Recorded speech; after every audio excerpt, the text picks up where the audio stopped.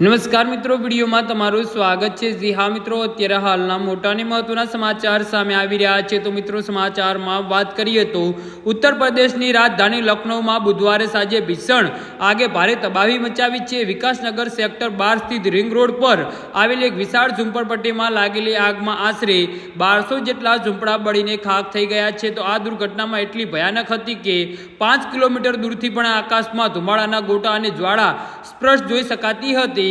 આગની ઝપેટમાં આવેલા ઝૂંપડાઓમાં રાખવામાં આવેલ આશરે 100 જેટલા ગેસ સિલિન્ડર ફટાકડાની જેમ એક પછી એક ફાટવા લાગ્યા હતા। વિસ્ફોટકનો અવાજમાં સમગ્ર વિસ્તારમાં ગભરાટ ફેલાઈ ગયો હતો। સ્થાનિકોના જણાવ્યા અનુસાર આગ સાંજે 5 વાગ્યાની આસપાસ એક ઝૂંપડપટ્ટીમાંથી શરૂ થઈ હતી અને જોતજોતામાં પવન વેગે આખી વિસાહતને લપેટી લીધી હતી। જી હા મિત્રો, તો આના વિશે તમારું શું કહેવું છે તો નીચે અમારી કમેન્ટ બોક્સમાં જરૂરથી જણાવજો અને અમારી યુટ્યુબ ચેનલને સબસ્ક્રાઈબ કરવાની ભૂલતા નહીં। ધન્યવાદ।